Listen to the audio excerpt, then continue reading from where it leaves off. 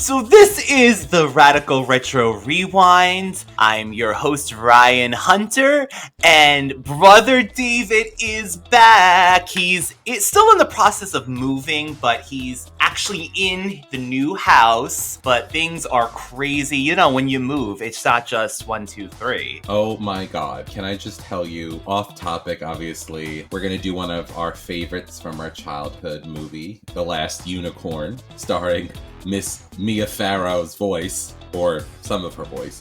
Yeah. Anyway, so we moved, we sold our house. It literally sold in a day. We got like over 16 offers on our house. Really amazing. Obviously, you know, we adopted, so we wanted to get a bigger house for our kids. You know, we put a lot of money into our house, which I know a lot of people who, you know, have that sweat equity and pride in their homes do. We had no place to go, so we went to do like a double suite in a hotel's extended stay. Let me just tell you something. This place that we went to was the most disgusting, dirty place I've ever been in my entire life. I told my husband he put us in Schitt's Creek. Oh my god. It wasn't Lady Gaga's hotel? It was disgusting. Can I just tell you something? With 4 small children who are trying to climb on the floor. There was stains on the floor. The bathroom was not clean. There was plastic bags over the fire alarms so that people smoke in the hotel room so that they put a plastic bag over them.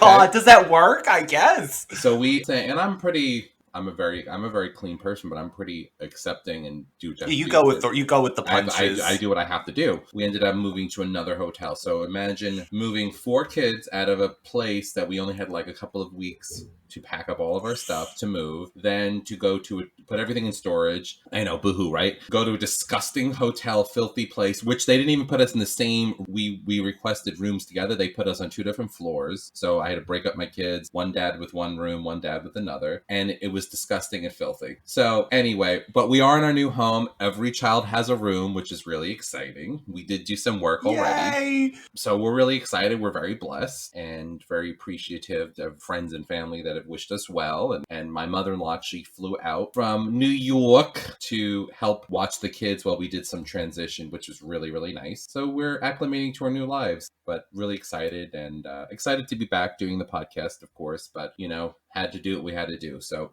anyway. So like David said, we are doing a favorite from our past. This is 1982's The Last Unicorn, which was released on November 19th of that year, 1982. Starring Mia Farrow, Alan Arkin, Jeff Bridges, Tammy Grimes, Angela Lansbury, and Christopher Lee as King Haggard. Haggard. Which is how Unicorn! This is actually based on a novel by Peter S. Beagle. He actually did write the novel as well as he was able to write the screenplay for this. So it's a rare case when the author actually got to write the screenplay. And from things that I've read, David, he actually came in with his book with highlighted parts that had to be included in the screenplay. So I like that. So I don't know if this is his definitive version because I mean, a few years ago, they were trying to make a live action, but he at least knew what he wanted to include from his story, which is great. That's awesome. I mean, very few writers, artists get to do the television movie adaptation of, and usually everything kind of gets muddled and then you have all the fans complaining, well, why didn't you include that? Or why didn't you do that? You know, oh, you destroyed it, you know? So it's actually great that his version his version of, or his desires for whatever he wanted to be seen was highlighted in a book. That's actually pretty cool. Go in there and like, this is what I want. I've highlighted the parts that you cannot change. I did buy the book years ago. Now, I got halfway through it. I don't remember much of it. I know it's different in some ways, that a lot of it takes place, I think the first 2 chapters was from the unicorn's perspective, and then it was from everybody else's, like Molly and Smendrick the magician and all yada yada yadas. But even rewatching it today, I got chills, David. Like, I guess it's because, you know, it's something that we've grew up with and we've watched it so many times, but the songs, I'm telling you, it just brought so much emotion to me. I felt like tearing up at the end. end. I got like really like emotion, a lot of emotions for this movie. I just remember thinking that the animation is very different It than a is. lot of the animation that was out there, and probably a little bit different than the animation that is today. I would say that it was the anime Japanimation version of animation for the time that it was in. You know what I'm saying? It was very different. It's like when you see formats like He-Man, She-Ra, Yeah. Gem, Thundercats, things of that, the format and the way things were drawn and the animation compared to that animation. It's almost like when you see Snow White versus, let's say, like Sleeping Beauty Right, or or even The The Little Little Mermaid, Mermaid yeah. or something like that.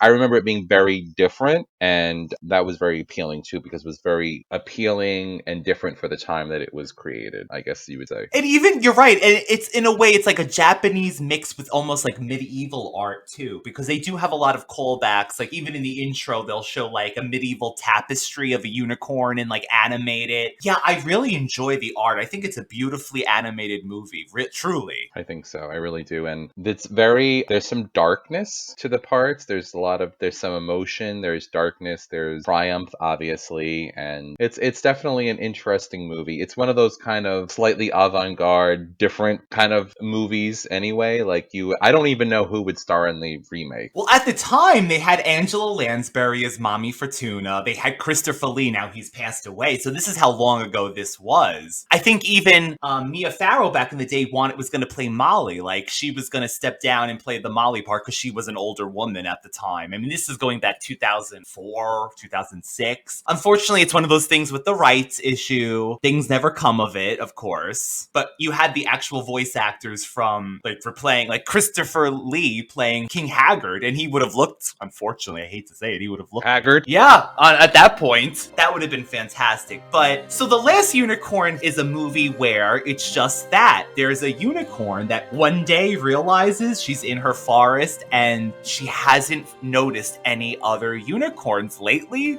Two hunters go by, right? And or I guess they're hunters. And yeah, they say are. They're looking for you won't find any. They're talking to each other, and they say you won't find any prey in this woods because it's protected by a unicorn. And they're like, but the other ones, they kind of allude. It was like a younger kid with a older gentleman. Sounds familiar. Anyway, cradle robber. No. Yeah, he's basically telling the kid that we won't find any prey here because this forest is still protected by a unicorn, and then he yells out randomly like, "Stay in your woods because you are the last unicorn. This is it. Like, protect your forest."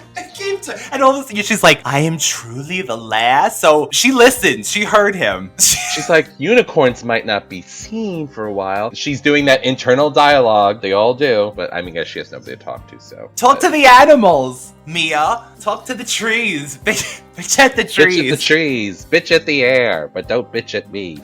So we find out the hunter says that it's always spring in this forest. Leaves never fall. It's never winter. Isn't that magical? And all of the animals are protected from the unicorn. Get this intro with America singing the Last Unicorn theme song, the band America. And this song has become so popular that Kenny Loggins in like 1994 covered it for like an album. So people know the song The Last Unicorn. They might not even know it's from a movie. They almost think of it almost like a fairy tale song, like a child's song in a way now, but it comes from this. Cool. I've even heard, you remember you sent me, I think you gave me a CD of a burned CD.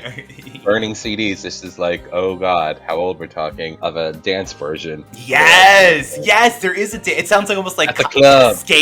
Cascade, what was her name? So she gets the grease off of your dishes? What? Cascade. Basically, Cascade. No, she takes all songs and makes them dance songs and pretends. Yeah, she takes other people's songs and then films videos for them. Joe Amaro, sorry. Yeah, they live in the forest. The unicorn doesn't leave the forest, but she's wondering where the other unicorns are. Now it's in her mind, and she's visited by what I like to call a drunk / maybe possibly high butterfly that rambles. Can we say very much like the caterpillar from Alice in Wonderland? Who are you? I'm smoking the hookah, except for this guy, instead of smoking an amazing corresponding amount of weed, like the caterpillar seems to do. He's actually doing like crystal meth, apparently. Oh, that's what it is? He's releasing everything. He's like singing. He's on some hallucinogenic because he's like singing and laughing, but then he gets very serious. He's like, yeah, at the end, right after a while when she's had enough. So she's like, Butterfly, have you seen other people like me? He's singing, have you seen the Muffin Man? Like all these songs that aren't even of the medieval times, I don't even think. So it's like almost like I don't know. It's like again, very much like breaking like the fourth wall. Yeah. Like talking about stuff that would relate to us, the audience, watching weird things like the Muffin Man or whatever he's singing, that stuff that we would know about that has nothing to do with the actual time period that the Last Unicorn is supposed to be taking place. So I am a roving gambler. How do you do? Hello, Butterfly. Welcome. Have you traveled very far? How far would I travel, you fair, to be where you are? Clay lies still, but blood's a rover. Red Rover, let Charlie come over. Won't you come home, Bill Bailey? Won't you come home, my wild Irish rose? Be a little respectful, Butterfly. Do you know who I am? There's that bizarreness to it, Yeah, or implying that the Butterfly is maybe not of this world. So to speak. It could be. He's knows of so many things, but again, very much like the caterpillar of Alice in Wonderland. He basically then at the end he's like, they passed down the roads long ago, and the Red Bull covered their tracks. Not the Red Bull that gives you wings, but this Red Bull that goes after unicorns. Where have they gone? Tell me which way I must go to find them. No, listen. Don't listen to me, listen. You can find the others if you are brave. They passed down all the roads long ago, and the Red Bull ran close behind them and covered their footprints. The Red Bull? Listen quickly. I am listening. Where are the other unicorns, and what is the Red Bull? Listen. The king is in the counting house. Counting out. He changes gears very quickly. He's like, do. That's what it hits him, right? And you will die. The unicorn says that butterflies only know poems and songs that they hear. So she's like, say my name. Say my name. If you know me, say my name. Say my name. Say my name. And he's like, unicorn. Unicornis. So he's got the dictionary of the unicorn. But then David's right. He just switches. Something switches in his head. And he's like, they traveled down the road long ago. And the Red Bull covered their footprints.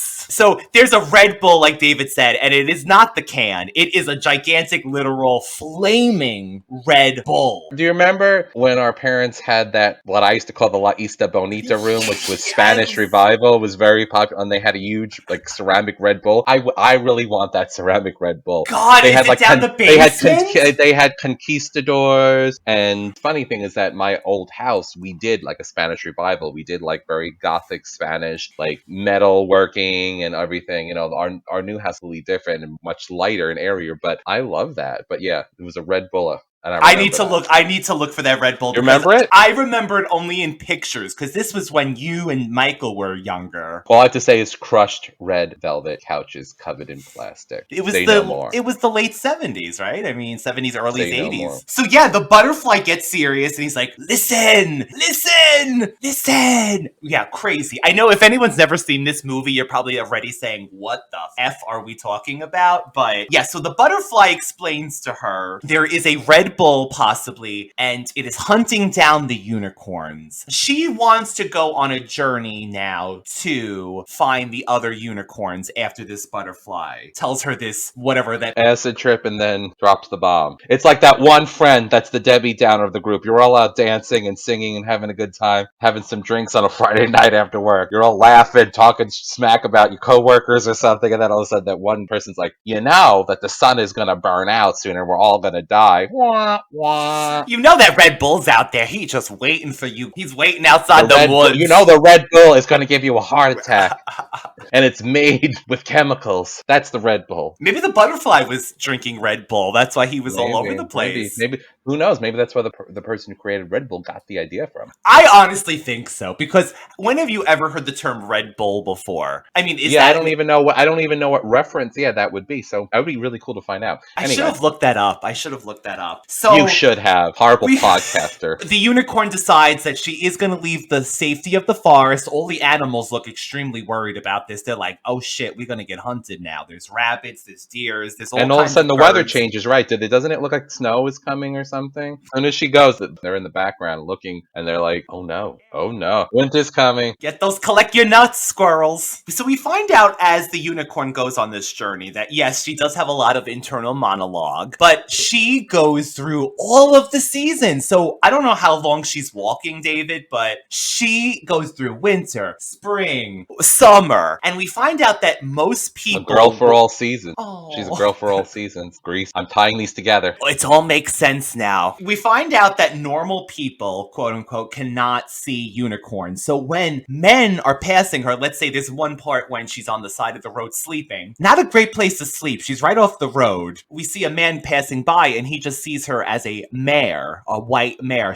They don't see the horn. So she even gets offended at one point when another gentleman tries to capture her because he thinks she's just a horse. And she has this internal monologue of, "A mare? A mare? Is that what you take me for?" Unicorns are very stuck up. Mm-hmm. Well, they can't. They have no regrets. They're immortal. Unicorns have a different way of thinking. So it's not like they want to be stuck up. It's just that They're self-centered. Are. They're self-centered. They're immortal creatures who... No remorse, They're all about themselves. Do you remember that song? Oh my god. What was that song about the unicorns, why the unicorns died? It's talking about like... Is there a song about? Literally, there's a song, I don't know what era it's from, but it's like about like quote unquote the great flood with Noah and the ark, and it's talking about collecting animals, and it says that the unicorns basically think they're better than everybody else, so they don't get on the ark and they drown. There is a song, I swear to God, you have to find that, because that is like a bizarre, obscure reference. But yeah, there's this extra little, I don't know if it's from the 50s, the 60s, but it's literally a song about don't forget the unicorn. Noah cried, close the door, because the rain is pouring, and we just can't wait for no unicorn.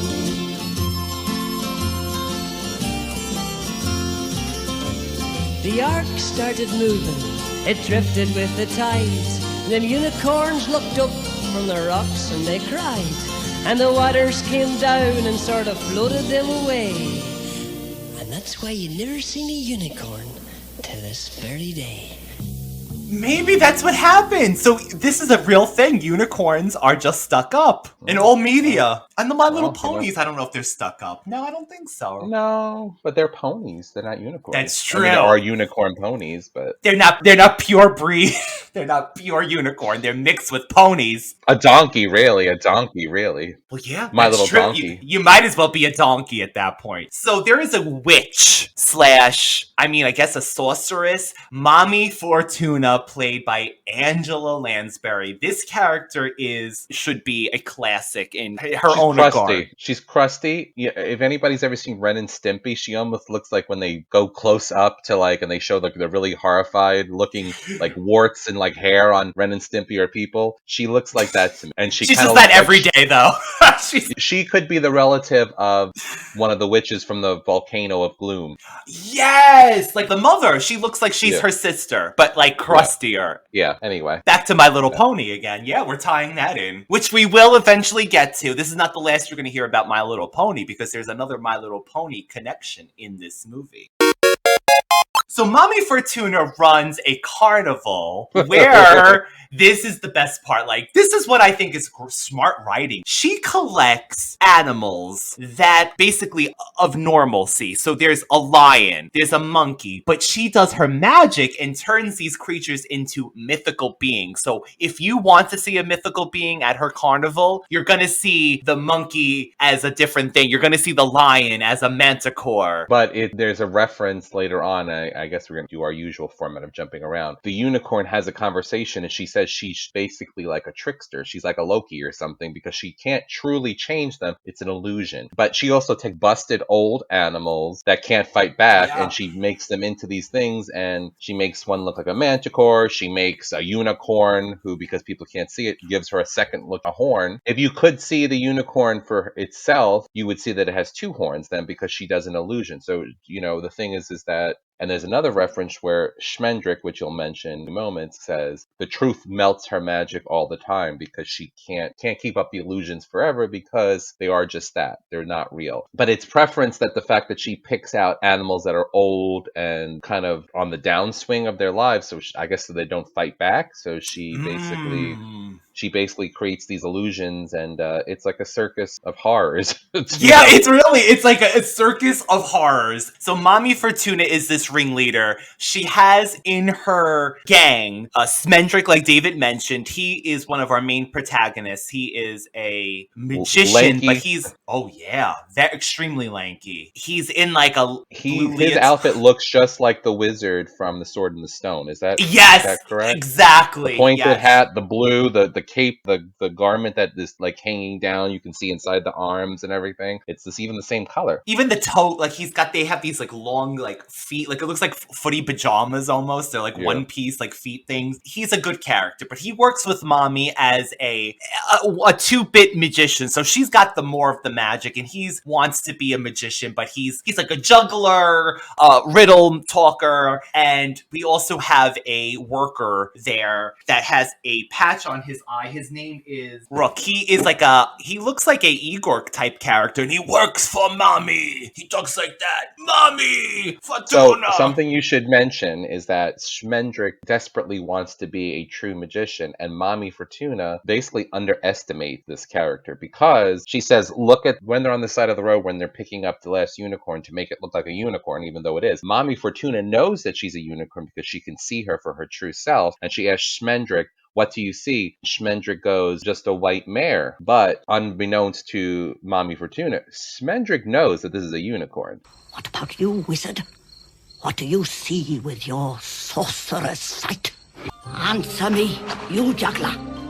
I see a horse. Just a white mare. I thought so. All right. It's a white mare. I want her for the carnival.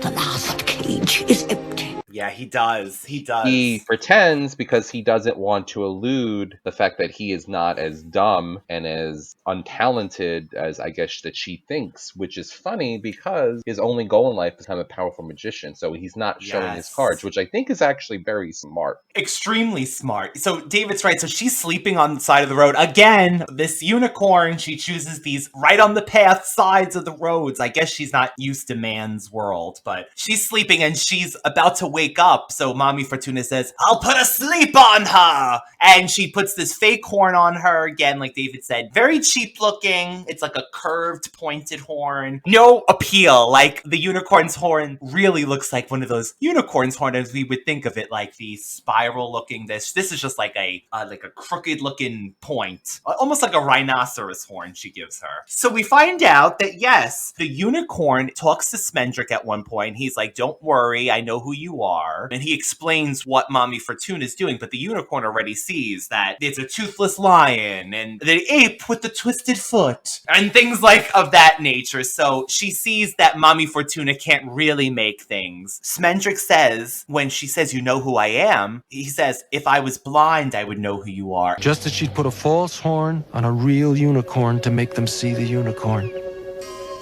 I know you. If I were blind, I would know what you are. Who are you? I am called Schmendrick, the magician.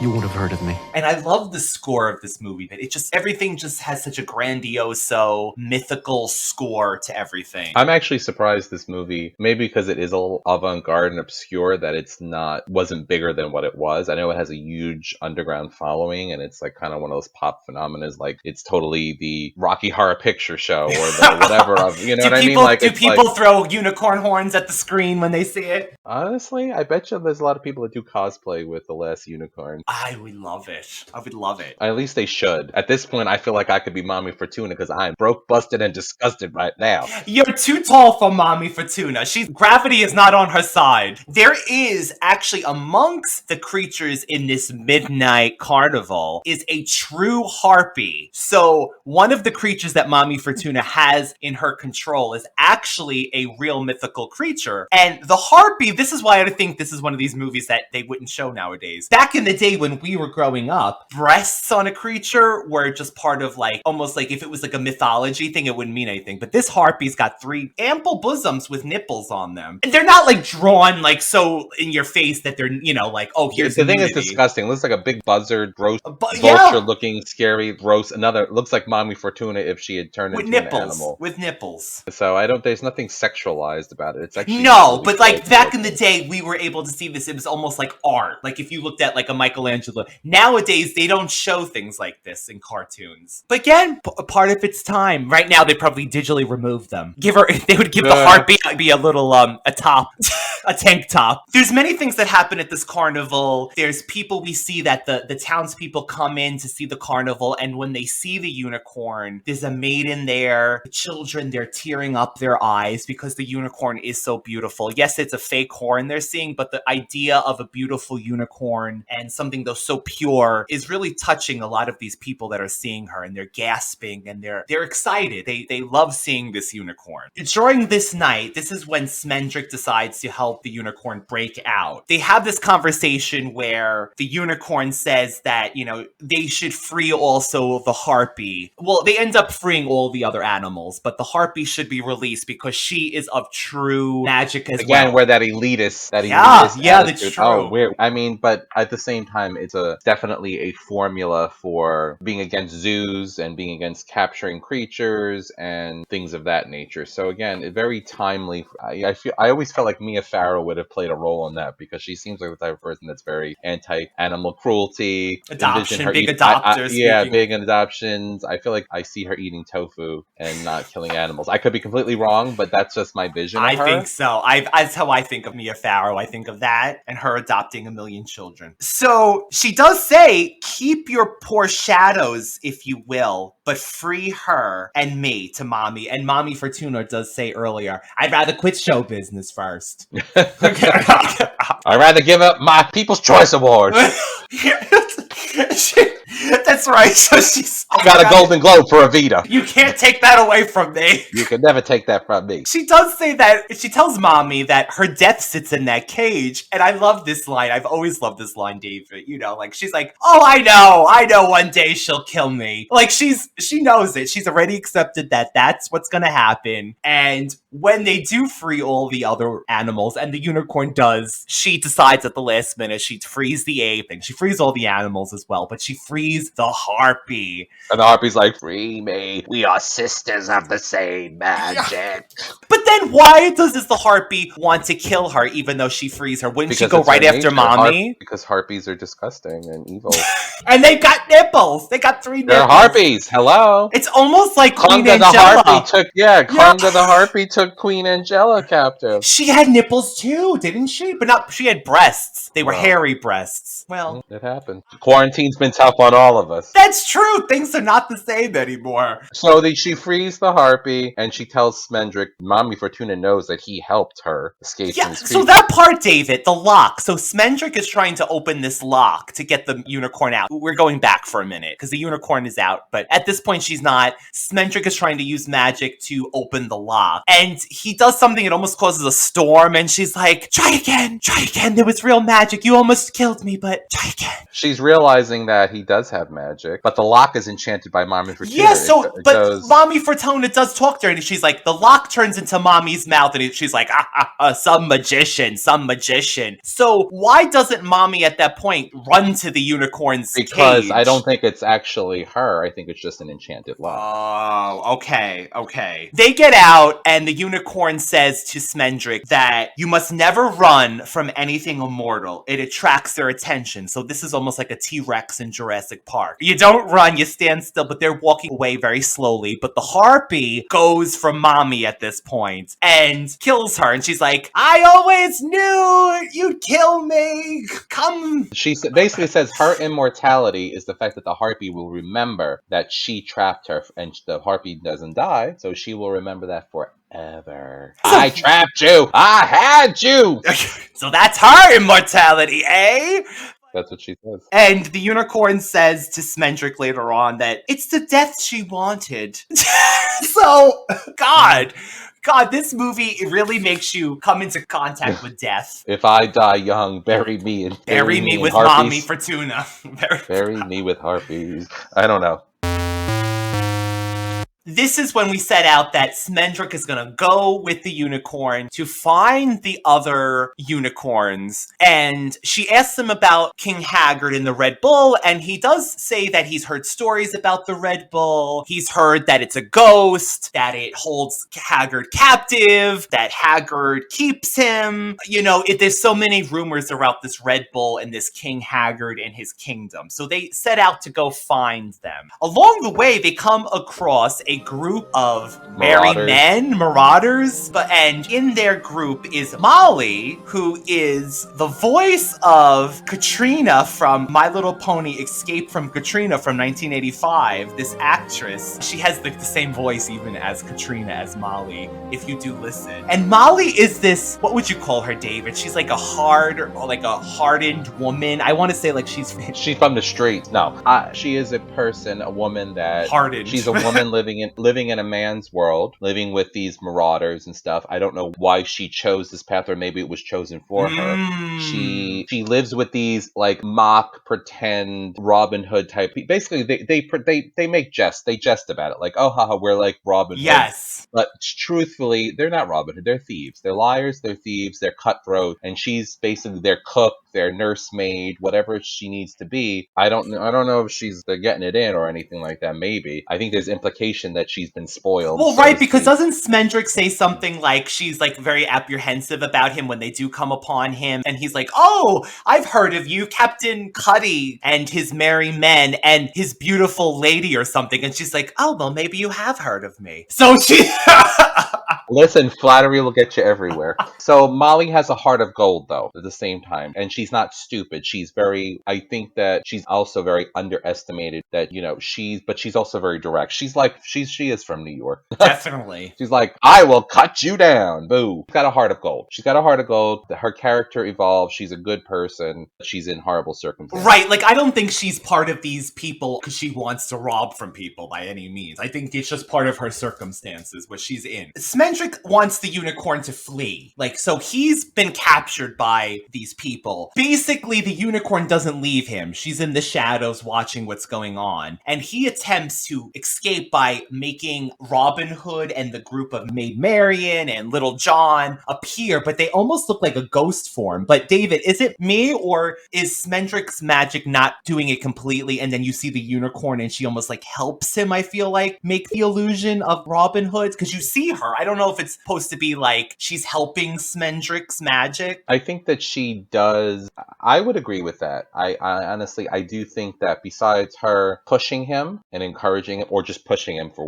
her own means, I don't know what you want to say, but she does push him, and I do think that she plays a role. I don't know if she magnifies his abilities or not. Maybe she does. She's inherently magical, so probably that would make sense to me. I think so. So the group is taken by this. They see these like clear looking ghosts of Robin Hood and his group. So they all run after these people. But Molly's stays and she sees the unicorn. Oh my God, David, I know you love this scene. Molly is now older. She realizes what her life has become. And this is the quote that she says to the unicorn when she sees her. Going somewhere, magician? And then she sees the unicorn pop out and she's like, where have you been? Where have you been? Damn you. Like, so this is again very adult. We're realizing that, oh my gosh. And she goes, when I was 20, 10 years ago, when I was new, when I was one of those innocent maidens you appear to, how dare you come to me now? When I am this. Damn. I mean, that's something, isn't that? That's a powerful statement, I think. Now, can it truly be?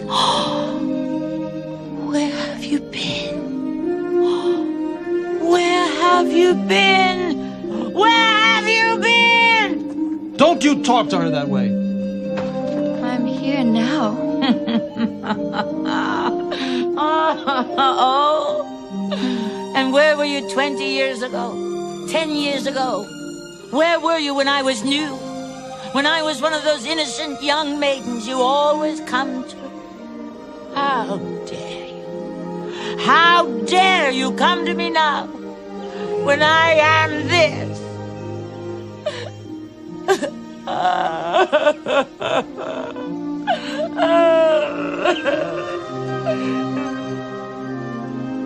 Can you really see her? Do you really know what she is? If you had been waiting to see a unicorn as long as I have, She's the last unicorn in the world. it would be the last unicorn in the world that came to Molly Crew. I always thought, though, to be honest with you, yeah, that is so sad, but it's not the unicorn's fault that... But the unicorn... Blame the Red Bull. There ain't enough unicorns running around to help you, lady. Again, bitch at the trees, bitch at the air. But... Don't bitch at me. The unicorn does say matter-of-factly, like, I'm here now. She's not really affected about this. Like, again, the unicorns aren't affected too much by human emotion. She's like, I'm here now, and she's like, you are. She accepts it. But Smendrick is captured. I just want to mention this scene really quickly, because it's one of those scenes that I don't think would cut it nowadays. Smendrick is captured, the group, and after they realize it was a trick, and they tie him to a tree. Smendrick turns the tree with his magic. He's trying to free himself, but this tree almost has two breasts-like in its wood. Like, so when he does his magic, it turns into this androgynous tree comes alive. The wood that looked like two breasts become the tree's breasts, and Smendrick's head's between these. And she's like, oh, yeah. Oh, there is no love like the love of a tree that will last forever. Oh. This is what she says. The sexual tree I wrote down. Oh, I love you. I will keep the color of your eyes when no other man remembers your name. Tree love is eternal, basically. And then she sees the unicorn, David, and I never noticed this, but I had the headphones in last night when I was listening to this, rewatching porn, and she says, she will not have you, that hussy. But it's like covered like in the background. It's like not as clear, but I'm like, wait, did she just call that unicorn a hussy? There's a theme here that people, like immortal creatures, will remember you. The unicorn, the harpy, the tree. This is very like, almost like makes you think of your own death, this movie, because everything is like basically like, you will die and trees and immortal things will live on and possibly remember you. Well, the funny thing is, going back to what you said now that it kind of makes sense. So he's basically tells the unicorn basically help him, and the unicorn goes for the tree. The tree's kind of like going to go to battle with the unicorn, and the unicorn uses her magic to transform the tree back to a regular tree that's not animated. So my point is, you were right. Maybe she did use her magic, her inherent magic, to enhance Schmendrick's because he wasn't able to do it yet on his own. So yeah, she changes the tree back to a regular tree. Oh. With that tree, it's just worth mentioning. Molly just at this point says that she's ready to leave with them, and they just were like, what? And Molly just goes, I'm ready. And he's like, we're on a mission. We're on a mission to save the unicorns. And she's like, well, ask her if I can come or not. Ask her if I can come. The unicorn could be bothered either way. So she's just like, and let her come. Maybe she can paint my hooves. So they're on the journey again. They're going down. They're talking about the Red Bull. This is when they come to the castle, and bam, it's night. The Red Bull appears to them because the unicorn is out. So the Red Bull is a literal giant red flaming bull, like we said earlier. He starts to chase the unicorn. I want to add this. It seems like people scream at Smendrick through this whole movie and blame him for things. Very hypercritical of him. They're all very critical of him. And I don't know if he's just a scapegoat or he's just because he's lanky and whatever, that he is definitely like the whipping boy of the people. But yeah, Molly's like, help her! You idiot! Yeah, if you have some magic, do it! So he's like, magic do as you will, magic do as you will, magic do as you will. He turns the unicorn into a woman, a pale woman. And Molly again is screaming at him, what have you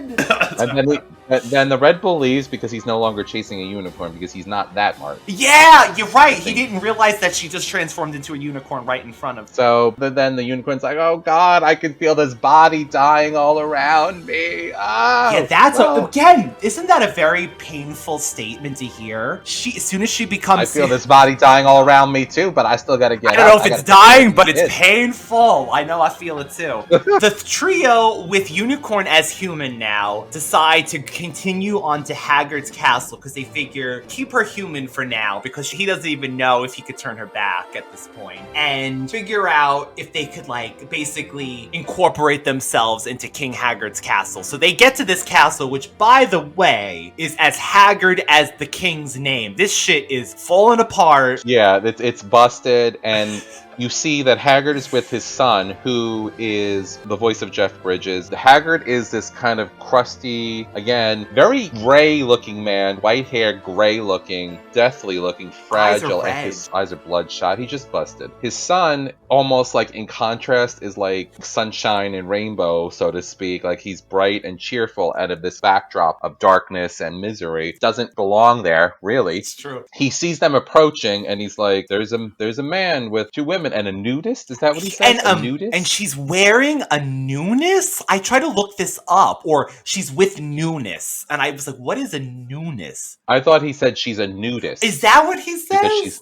Because she's naked underneath like a cloak. She's a nudist. Oh. Or newness. I couldn't hear yet. That part, yes. I wanted to know that what the hell they were saying too. I think he says a nudist, like she's into nudity. There's a reason you never see this. Yeah. So they go into the castle. They say that they're seeking to be part of the king's court. Meanwhile, you could tell that he's got nobody working there because he's such a cranky old B-A-S-T-A-R-D. That spells bastard. That spells bastard. The king's think to himself, like, why the hell would these people want to be here? I don't even want to be here. I'm a miserable old fart. No, he actually looks like Mr. Burns. I just hit me, right? Like a Mr. Burns type. Mr. Burns when he played Nosferatu in one of the Treehouse of Terror. That's his crotch. Take that, vile fiend! Dad, that's his crotch. He has a magician currently named Mabrook. He goes, "Do you hear that, Mabrook? He wants to replace you." And he's like, "Schmendrick!" Yeah, he's heard of it. People have heard of him. I guess he's famous for not being anything. Being a jester, basically. He's like, "Schmendrick, your old so-and-so." But Molly says... he wants to replace you. Oh, yeah, that's right. He's like, "You hear that?" And Molly's like, "Well, he's not making you happy, this magician, so..." Look at you. You look like hell. Because but then before that, the king keeps going off on, "That didn't make me happy." Yes, that's true. Nothing makes him happy. Yes, nothing makes... Well, she's like, "Clearly." That's a New Yorker. She's like, "Well, clearly you look like hell. That's why you're not happy." is like, "Molly, hold your tongue." But she's a strong character. This is 1982, too, by the way. But at the same time, David, right, Haggard is looking at what they call the unicorn, they say is Smendrick's cousin name, the lady, not Antebellum.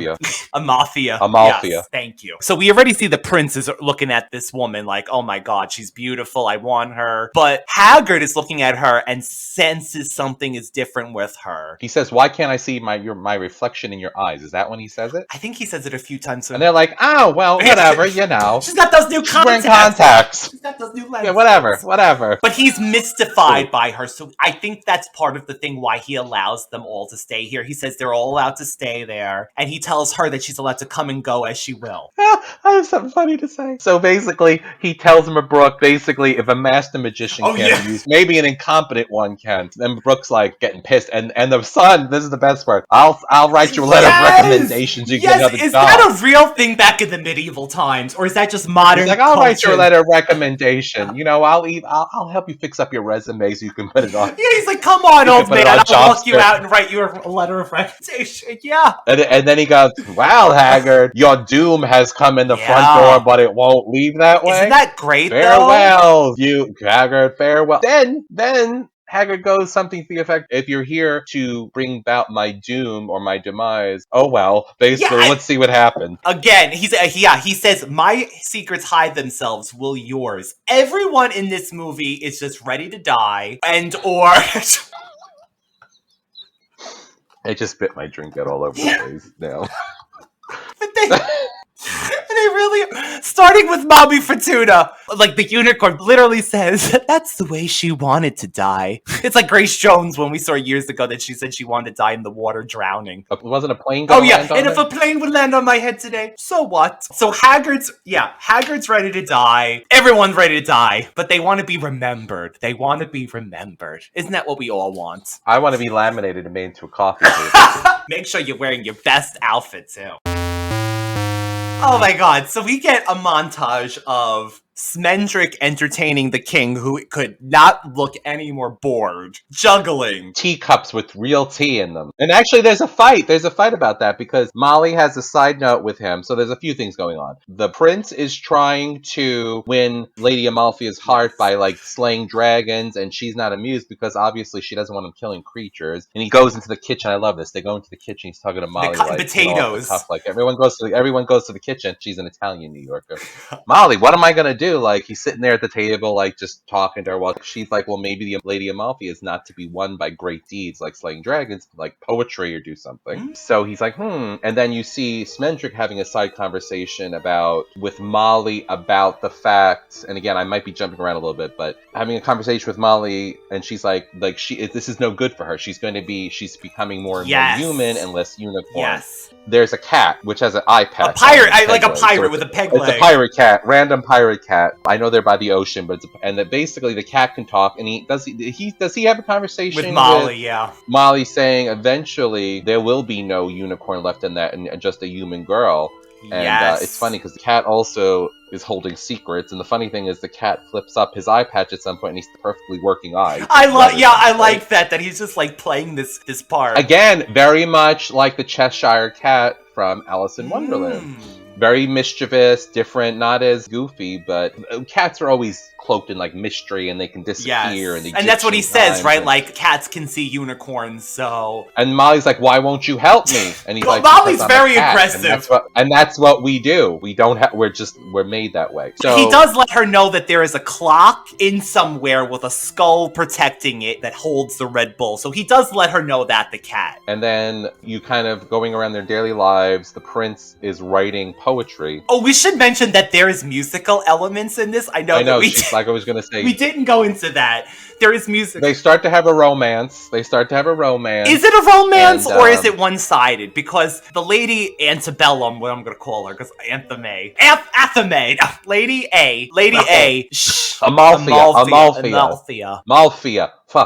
Amalfia, I believe. The unicorn as woman. She is not really, honestly, talk about if you wanted to show depression on screen between her and King Haggard, it is like... They're both despondent. Despondent. Yeah, between the two of them living in that castle together. For different reasons. Haggard is dying and he's miserable, and she dying too, I guess. Yeah. Well, dying too, but she's miserable for a different reason. There is a point where there's a rumbling in the castle, and they kind of almost fall. Like that's just the Red Bull. The Red Bull coming in from his prey or whatever. Prince Lear is just like, oh, it's just the bull. It's just the bull. Oh. You know, it's like my next door neighbors. They have a Mustang. You know, it's just loud. Whatever. But I don't think he realizes, the prince, what evil is being done, because he's such a pure character. Like you're saying, he's sunshine compared to, and we find out he's not even the king's literal son. He found him. So there is a conversation where towards the ending of the movie where Haggard confronts the Lady Amalfi and says, "I know who you are. I can't see myself in your eyes. I can only see someone who has never seen a unicorn, because at this point, if you're a unicorn, you don't necessarily." Yeah, she's like, "Sire," she's like trying to be like, he's like, "Don't lie to me. I'll throw you down in the water myself." You know, and you find out that the Red Bull drives the unicorns into the water, and they survive in the waves and stuff. And if you look, you can see them in shimmering. Yeah. I guess, and this is why he makes him happy. I guess we should set up, like, he does this to try to make himself happy, because unicorns are the only thing that made him happy. Because their immortality, because he knows die. Oh, that's part of the whole dying thing. And you realize his son doesn't make him happy, that he's not his, which is kind of a dick thing to say. Basically, it was an experiment. I'll have a kid to see if it'll make me happy. Everything he does to see, he's just a miserable. But okay, so I don't want to give... Piece of garbage. I don't want to give too much into this character because he is doing an evil thing. But at the same time, he doesn't mistreat the son in any way. He seems like he's very calm with him. He lets him do whatever he wants. It's not like he mistreats the son or anything by that means. It's not about mistreating it. It's the fact that he's such a miserable human being that he just does things for his own selfish means. And he just destroys things because or he just tries to make himself happy. You know, obviously, you should have went to the apothecary and got some Prozac or something instead of, no offense, and again, mental illness is a big thing I suffer from depression, but he does things very counterproductive. He's a miserable human being. Everyone suffers around him because he's the king. Yes, so, that's true. That's a great point. That's a great point. But at the same time, is the unicorn Lady A, does she not remember? Because you know, she is losing a lot of her memories as she's becoming human. So it's almost in that scene that I believe when he's saying, you're a unicorn, and she's saying, you're mad. It's almost like I believe that she doesn't even know that she's a unicorn. It seems like it comes and goes. She's starting to lose, like the cat said, she's getting fuzzy because she's becoming a human and she's losing all of her memories of the past because maybe her capacity to understand or the magic is taking hold. There comes a point where Schmendrick finds the clock that the cat speaks of, or Molly, one of them, and they discuss how they're going to try to figure out to get down to the Red Bull. And I do want to add right before this, so this is a musical, and again, not in the sense of a musical. Leading up to this point, leading up to Prince Lear singing a song called That's All I Have to Tell You, That's All I Have to Say, none of the characters sing. It's in the background, but once that happens, there is two other songs, one by Mia Farrow singing Now That I'm a Woman to Molly, and then the reprise of Now That I'm a Woman and Now That I'm a Woman, everything has changed. So what do you think? So what do you think about this? So I mentioned this once before in one of our other podcasts. So there's a German soundtrack release for this that's out of print, never came out in America. But in that one, they got a Mia Farrow sound alike, but that could hold a tune more. So that's not in the movie version. It's not the worst singing I've ever heard. It's not like she's can't hold a tune, but when she does like David just did, like these more of like holding notes and shit like that. No. Now that I'm a woman, everything has changed. Everything has changed. Everything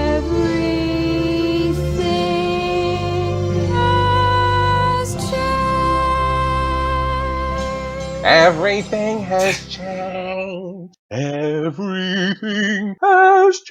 That's what it sounds like to me. I'm sorry. Yes, Now That I'm a Woman could really be an anthem for a girl becoming a woman, like Britney, I'm not a girl, not yet a woman sort of a thing vibe. So there's a lot of undertone. There's a lot of depression in this movie. There's a lot of sadness in this movie. There's a lot of death. There's a lot of loss. So, okay. So they find the Red Bull, goes to the clock. The clock is guarded by a skull, David. I love this. I actually looked just to make sure that the skull wasn't voiced by Uncle Arthur from Bewitched. It's very like that, isn't it? Samantha. That's exactly. Oh, Samantha. They realized that the skull wants to have a drink of wine. He's a skull, but he remembers, I remember wine. Again, remembering after death. It's like a very, oh my God, this movie is so sad. That's probably why you like it. You're secretly tortured. Not secretly. But the skull. So the skeleton wants wine. So Molly goes, well, I don't have any wine. She looked and looked. Because Haggard's dry, alcoholic, or he's just so cheap or miserable that he can't even, because maybe he would be happy if he drank something, because I know I would have to if I lived there. So she brings him some water. Very reference to Jesus Christ, which is a little bizarre too. That he's going to turn water into wine, but I guess the magician, or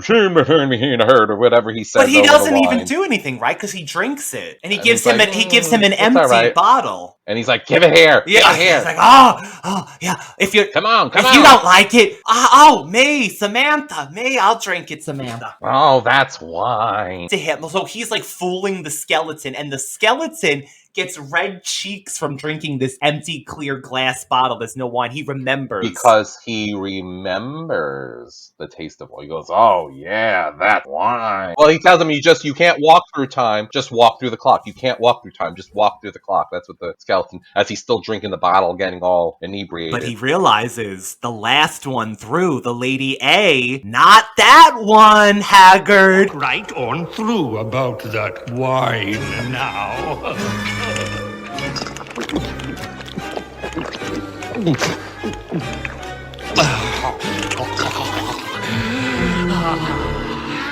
That was the real stuff. That was wine. You're more of a magician than I thought. Let's go. Oh, no. No, you don't.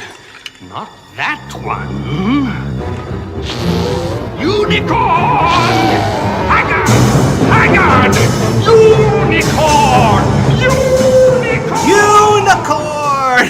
Not that Haggard! one. He's like, not that one. Not that one. Oh no, not that one. We're segregation. Unicorn racist. Yeah, unicorn racist. But they run through anyway. They run through, and Prince Lear follows because he's been, I guess, watching in the shadows like this whole thing. What's the only way he can get a peek at Lady Amalfia's goodies? Sierra keeps. But she's kind of starting to fall for him at this point because once they get inside, they tell him, "Okay." It's like Stockholm syndrome. Stockholm syndrome. They tell him. I would have honestly, King Haggard would have had a little bit of an accident if I was on the tower with him. I would have picked up whatever was near and knocked his ass out and threw him over the side of the thing and be like, "Whoops, he slipped." These are medieval times. People die all the time. I would have mopped the floor a little bit too much, mopped the floor a little too wax. Boom, boom, boom, boom, boom. Oh, King Haggard, every bone in his body is broken. He's bedridden. Oh well, I guess we'll find the unicorns now. Or are they keeping him alive? Well, besides them not murdering. No, because they're not murderers. They're not besides murderers. the not murdering part, they're keeping him alive, I'm assuming, because they need to find out where these unicorns are. They're dedicated. These people are dedicated at this point. So yeah, so they go down, they walk through the clock, which is an illusion. Yes. Or it opens up and it's an illusion. They go down to the chamber of the Red Bull, which I think now realizes that Lady Amalfia is a unicorn. But only after they explain to Prince Lear that she's a unicorn, and it hits him, and he says, "Well, I love who I love." So he's gonna love her even if she's an animal. So just gonna say that right there. I'm gonna love you like an animal. But she doesn't want to. At this point, she says no. She's afraid to face the bull again. Let her stay human. Let her be with him. That's what she's wanting. And Smendrick and Molly are like, no, this is not what you really want. And you have to free the other unicorns. So then there's a side note here. There's an argument that happens with Molly and Smendrick at some point. Yeah. And she's like, you're selfish, you're this. And he's like, I wish to God I didn't only care about my magic. Yeah. Like, where did that come from? Oh, because he's been beat up all these months by them probably... Well, what, did you find out today? Did you find out today, Smendrick? Why am I having to cut these potatoes? I gotta say, right, Molly at the same time, she's playing both fields. She does tell Lady A at one point when she says, I don't want no help from that magician at this point. She's like, he's been playing the fool for months for you for Haggard to try to figure out where the... But is that also because she's forgetting that she's a unicorn, too? That's also playing into her memory. Well, yeah, because she does say, forgive me, you're right. The dollhouse effect or whatever. Yeah. But Molly wants it both ways. She screams at him, but at the same time, she defends him. They become a couple, basically. One more time. Yeah. The Red Bull does know right now. He figures out she's the unicorn, and they escape through a tunnel. Smendrick turns her back. They're running through the cave. Turns her back, too. Turns her back. Again, they're screaming at her. They're screaming at him to do something again. He's gonna kill her. She basically has no chance as a human. So basically, he changed her back, and Lear protects her. He walks and stands in front of and dies. The unicorn. He gets murdered. And the Red Bull strikes him down, which gives her the courage to fight back. And that's what they say. She's fighting back! Drives the Red Bull into the sea, because I'm assuming no other unicorn has stood up to him before. And that all it took was one to glow her horn and push him into the sea. Well, it took her to, one, fall in love, which they're not capable of doing as unicorns. Power. To regret. which is mentioned which is one of the pivotal moments where they say basically she pushes him into the ocean. He's being pushed into the ocean as the waves are coming over with unicorns and covering this up. is when I get chills every time. Come out, yeah. You see the unicorns and the waves, and there's this beautiful and they're coming music out. of like almost like a godly music of and they're like coming out, they're glittering. Listen, Mia Farrow, don't be singing. If it was Mia Farrow, my god. Anyway, Hagrid's up in his tower and he's like, I knew you were a unicorn. And his castle that was already falling apart, it didn't take much. And he does fall. Doesn't take much. And he fell, and he fell. Because the unicorns, correct me if I'm wrong, they run around the castle and like, I think the unicorns destroy the castle. The vibrations or whatever, they knock it down. So basically the Red Bull is defeated, the unicorns come out, then you see the Lady Amalthea, aka Unicorn, go and touch her horn to the recently deceased prince, bringing him back to life using magic of some kind to resuscitate him. You see Molly and Schmendrick, there, and then the unicorn, Lady Amalthea, goes to Schmendrick and says, are you happy now? You're a real wizard. And he's like, men don't often know when they're happy. Is that what he said? Yeah. Something to that effect. And so you see that the Lady Amalthea is now a unicorn. She's saved the prince. The unicorns are back. And Schmendrick, at a moment of really like remorse, like at the same time, like it's just really growth, says to her, he's done her a harm that he can't undo. Yeah, ooh, yes. And she says to him something to the effect of, I am the only unicorn ever born or created that can regret. She goes, but unicorns are back in the world, so yes, so she'll always be happy. I don't know, she says this little nuance that actually can give me chills. It's like, I don't know what the wording is, but she basically says unicorns are back in the world again, back I in think, the world, yeah. and she can basically live with the fact that she has regrets because of the fact that unicorns are back. Yes, it's a bittersweet. She's happy. She's gonna be happy because the unicorns are back, but now she felt human emotion, so she'll forever change. And then the other thing, which is really cool, is the fact that Molly and Schmendrick, he goes, basically, she's gone, the unicorn leaves, she says her farewell to Prince everybody, Lear goes off Molly, to, I don't know where, they said they'll keep in touch. He's never had friends before, but I guess he's going off. He'll write them a letter of recommendation. We'll never know! And then, we'll never know. They kill anybody that you don't want. They free the unicorns if that's what you're into. So basically, Molly says that she'll go with him. She goes, I will. And you realize that they do care about each other. They care about each other. It's almost like she gets girly about it. Like, she's like, I will. Like, but okay, so are they together? Because I always pictured her older and jaded and Schmendrick a little younger? Or are they around the same age? She's a cougar. What's wrong with that? Nothing at all. I never knew. Like, I got that they might have, because she says, I will, like you said, very like, I'm happy when they're together. But there is a scene, too, when she visits them at night, like you said, right after they're sleeping. So she does say goodbye to Schmendrick, and she says she's scared to go back home because of what you said. She's the only unicorn that's ever felt these emotions. Then, oh my god, it's just so emotional, because she takes the journey all the way back to her forest, and it's playing the Last Unicorn theme again, and But there's that one part where when she like leaps up into the air on two hooves and it says I'm alive. Yes. It's beautiful moment. Maybe it is really beautiful. I will say, I think the reason why it's so touching to us, because it does, even though it's bizarre at some points and things like that, and very like mystical but offbeat and avant-garde, it touches upon our own mortality. It touches upon some sacrifice. It touches upon feeling alone, depression, bizarre relationships, surviving. There's a lot of different things. If you read into it, and sometimes you don't even have to read into it, it does play into a lot of things that are very raw human emotion.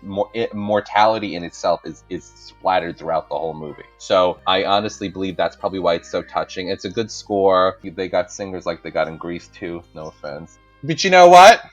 Pierce Brosnan sang in Mamma Mia, so I guess anything's possible. Don't hate on me. I love the movie. God bless him. I don't think you always have to be a singer, the best singer to do certain parts, but at the same time, if it's a musical, maybe hire somebody.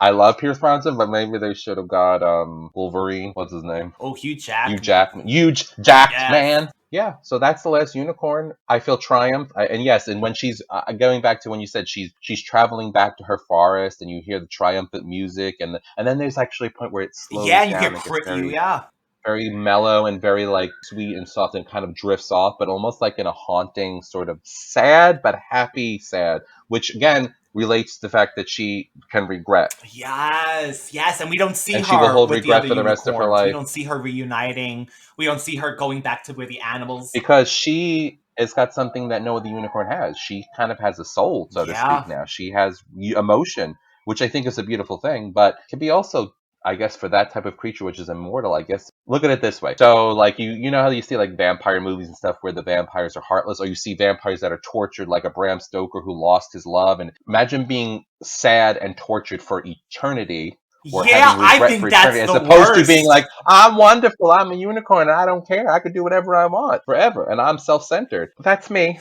So I gotta say, I love Mia Farrow's voice as the unicorn. Besides the singing part, I think she brought like a gravity to it, a depth.